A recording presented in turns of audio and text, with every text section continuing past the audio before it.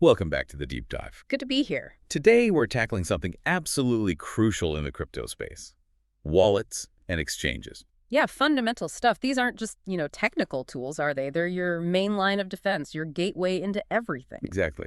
Understanding them, how they work, and maybe more importantly, how to keep them secure. It's pretty much essential if you want to safeguard your digital wealth. Yeah. Okay, let's unpack this. Absolutely. So our goal today is to really guide you through the details. We'll talk wallets, your sort of personal digital vaults, and then the exchanges, those bustling marketplaces. Right. And by the end, you should have a much clearer picture of the differences, the security trade-offs, and hopefully some really practical, actionable knowledge. Making informed decisions, right? That's the aim, empowering you to navigate the crypto world with a bit more confidence, a bit more security. Okay, so let's start with wallets. What exactly is a crypto wallet? Because when I hear wallet, I think, leather, maybe some cards, cash. This is different. It is quite different, yeah. A crypto wallet doesn't actually hold your coins like a physical wallet holds cash. Right. Instead, it stores your private keys. Think of these as the secret passwords that prove you own your crypto and let you access it on the blockchain. So the keys are the critical part. The absolute critical part. Yeah. Without them, you can't access your funds. And the first big distinction we need to make is about connectivity, which directly impacts risk. We generally talk about hot and cold wallets. Hot and cold. Sounds interesting. What's the difference there? When would you use each one? Yeah, so hot wallets are connected to the internet. Think software wallets on your phone or computer or web wallets. Okay. They're super convenient for frequent, smaller transactions, or if you're interacting a lot with DeFi, decentralized finance, or NFTs. Makes sense. Quick access. Exactly. Quick access, easy to use, generally free. Examples like MetaMask, Trust Wallet, Exodus fit here. But the downside is that constant internet connection makes them more vulnerable. Hacking, phishing, those are real risks. Right. The online exposure. Precisely. Now, cold wallets are the opposite. They're offline. The fortress you mentioned. Kind of, yeah. They're ideal for storing larger amounts of crypto long-term, things you don't need to access often. Hardware wallets like Ledger or Trezor are the main examples, but even paper wallets fall into this category. And the big advantage is security. Huge advantage. Your private keys are kept completely offline, safe from online threats. The trade-off is convenience. They're slower for transactions, and you have to be really careful not to lose or damage the physical device, assuming you have a solid backup, of course. That backup seems key. Crucial. So yeah, that hot and cold thing isn't just jargon. It's a direct indicator of your risk level. You really need to match the wallet type to how you plan to use your crypto. Okay, so if cold wallets are about maximum security, let's dive into those hardware devices. You mentioned Ledger and Trezor. What makes them so secure? They sound like the gold standard. They really are designed from the ground up for security. Take Ledger. It's a small, physical device, looks a bit like a USB stick sometimes. It stores your private keys inside a special secure chip, completely offline. The critical thing is, the keys never leave that device. Never, even when you make a transaction. Never. You connect it to your computer or phone, use their app like Ledger Live, but the transaction itself gets sent to the device, and you physically press buttons on the ledger to approve it. That screen on the device is your trusted display. Okay, so you verify right there. Exactly. Trezor works similarly. Another physical device, keys stay offline. Trezor also has some neat features like passphrase protection. That's like an optional extra password that creates a sort of hidden wallet, adding another layer of security if someone found your main recovery phrase. Wow, okay. And like Ledger, it has a small screen to confirm transaction details before you approve. Both rely on that 12 to 24 word recovery phrase, that seed phrase for backup. They're basically little specialized computers built just to guard your keys. Got it. Very secure, but maybe less convenient for daily stuff. So what about when you need something more agile, something right there on your computer or phone for interacting with, say, DeFi or buying an NFT quickly? That's where software wallets come in, right? Absolutely. That's their main strength, flexibility, and ease of access. MetaMask is probably the name most people recognize. Yeah, I've heard of that one. It's a browser extension, also a mobile app, primarily for Ethereum and things built on Ethereum like Polygon, Avalanche, those kinds of chains. It's self-custody, which is important. You control your keys. Okay. And its big thing is how easily it connects to apps, those decentralized applications. It's kind of the bridge to Web3 for many people. Right, the gateway again. Yeah. Then you have Trust Wallet. Also, non-custodial mobile app and browser extension.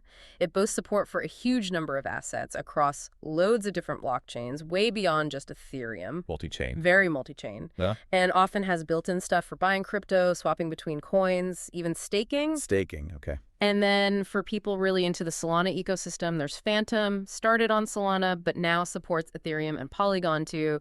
It really focuses on a smooth user experience, built-in scam warnings, biometric login, stuff like that. Again, non-custodial, designed for easy dApp and NFT interaction. And Coinbase Wallet, is that the same as the Coinbase exchange?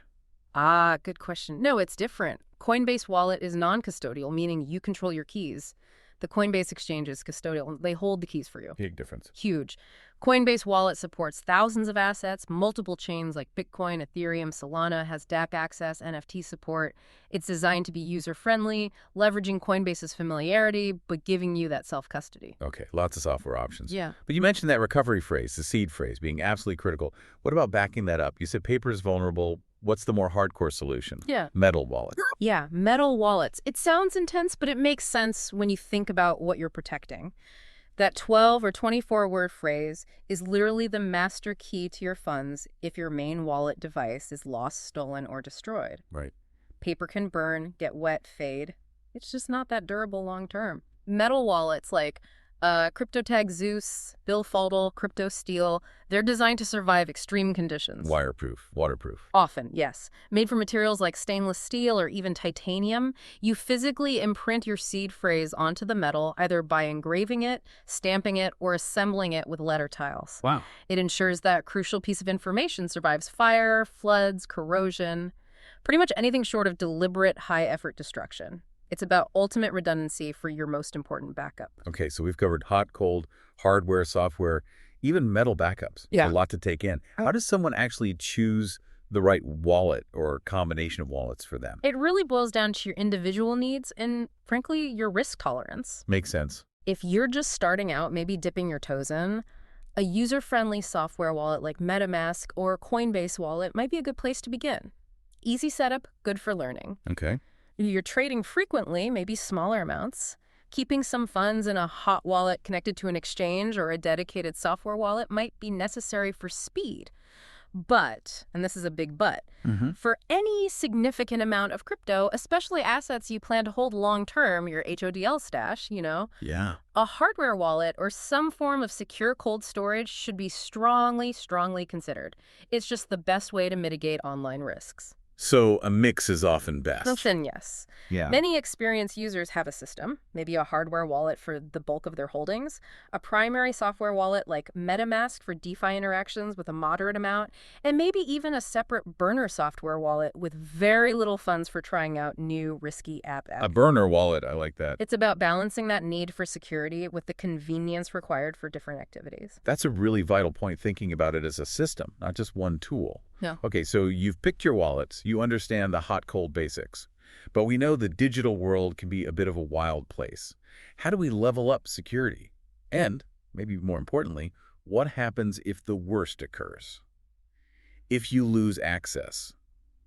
Let's talk advanced security and recovery. Right. This is where we get into more proactive risk management. It's not just about the wallet itself, but how you use it. One really smart tactic is using separate browser profiles. How does that help? Think about it. Use Chrome or Brave or whatever browser.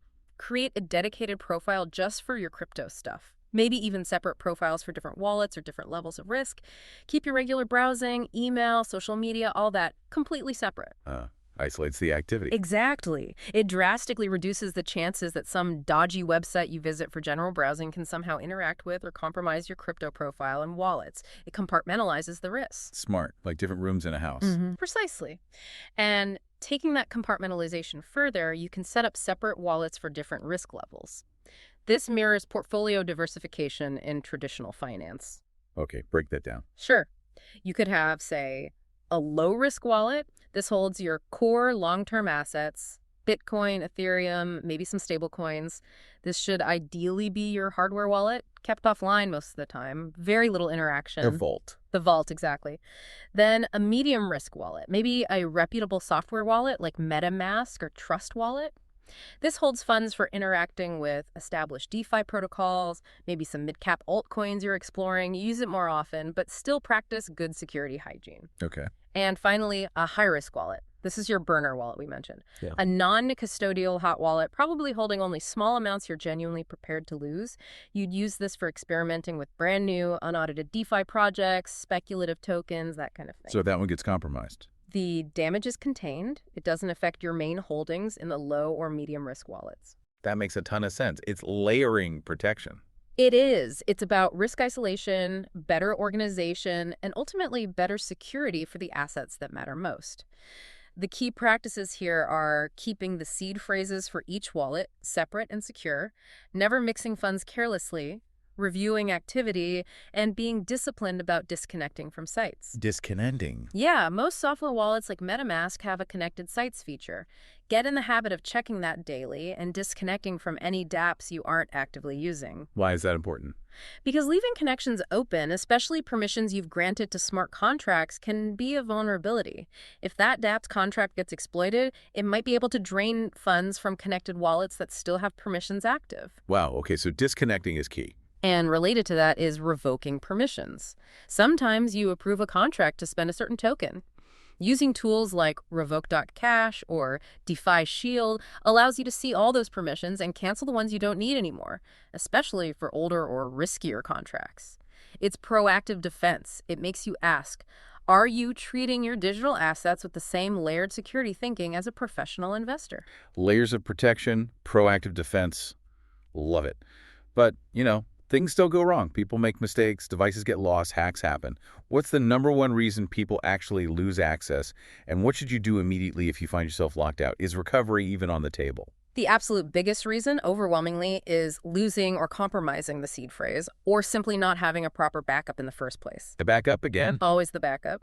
Without that seed phrase, recovery is usually impossible for self-custody wallets. The crypto is still on the blockchain, but you've lost the key. However, if you do have that backup, recovery is generally straightforward, but you need to act fast and carefully. Okay, what's the process? It's basically 3 steps. First, identify how you lost access. Forgotten password, lost phone, stolen hardware wallet, suspected hack.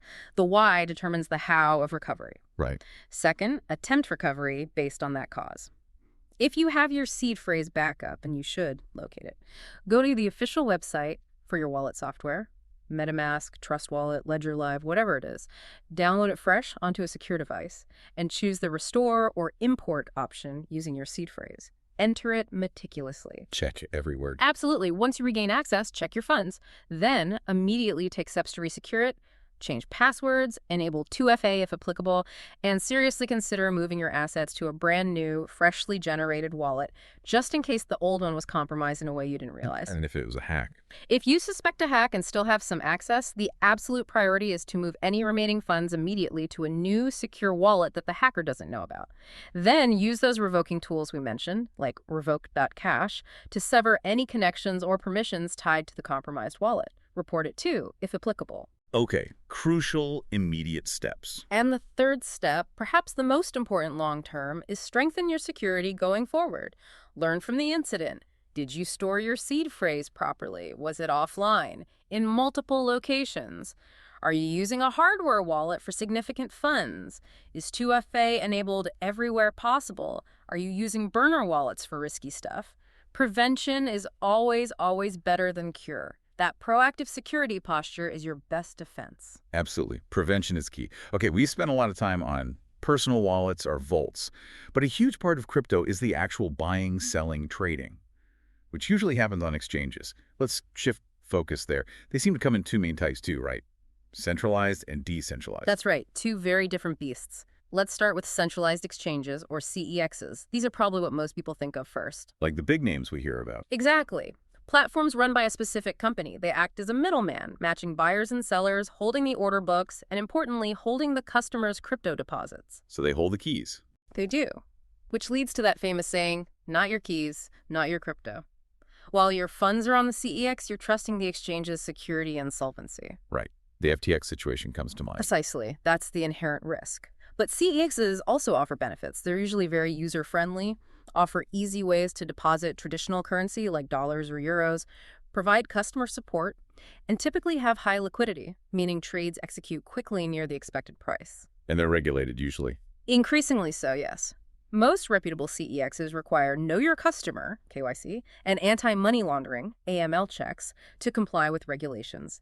Examples in the U.S. include Kraken, known for being one of the oldest and highly trusted, Coinbase Exchange, geared more towards pros but very regulated, Binance.us, the U.S. compliant arm of Binance, Gemini, very security-focused, and CEX.io. And globally. Globally, you have the massive ones like Binance, the global version, Bybit, OKX, KuCoin, Gate.io. These often offer a wider range of coins, more complex trading features like high-leverage futures, but might not be accessible everywhere due to regulations like in the U.S. So CEXs are convenient, regulated, familiar, but you're trusting them with your keys. That's the core trade-off. Easy entry, familiar interface, but custodial risk. Okay, so if CEXs are the traditional style players, what about the other side? The ones built on that core crypto idea of decentralization. Tell us about decentralized exchanges, or DEXs. Right. DEXs aim to remove the middleman entirely. They are platforms that let users trade crypto directly peer-to-peer, using smart contracts on the blockchain to facilitate the swaps. No central company holding funds. Exactly. The key principle is non-custodial. You trade directly from your own wallet, like MetaMask or Trust Wallet. You always keep control of your private keys and your funds. So your keys, your crypto here. Precisely. And because there's no central entity, they often don't require KYC checks, offering more privacy. How do they work without a central order book like a CEX? Most popular DEXs use something called an automated market maker, or AMM. Instead of matching individual buyers and sellers, you trade against a pool of assets supplied by other users called liquidity providers. Liquidity providers. Yeah, users who deposit pairs of tokens into a pool. They earn trading fees generated by the pool when people swap those tokens. It's a core mechanism in DeFi. Interesting. What are the downsides of DEXs?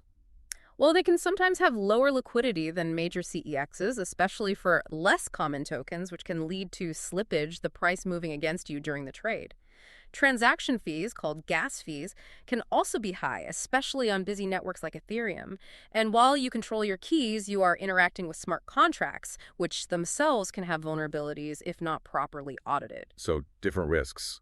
Smart contract risk instead of custodial risk. You've got it. Examples of popular DEXs include Uniswap on Ethereum, probably the most famous AMM Curve Finance, also on Ethereum, specialized for efficient stablecoin swaps. PancakeSwap on the BNB chain, known for lower fees.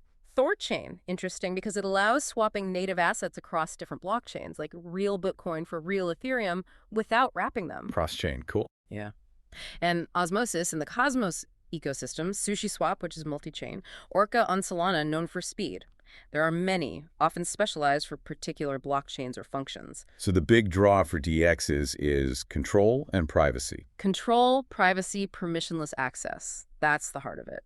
With a DEX, you are effectively the bank. It offers immense freedom, but it definitely requires more personal responsibility and a better understanding of how blockchains and smart contracts actually work. Wow, okay. We've covered a huge amount of ground.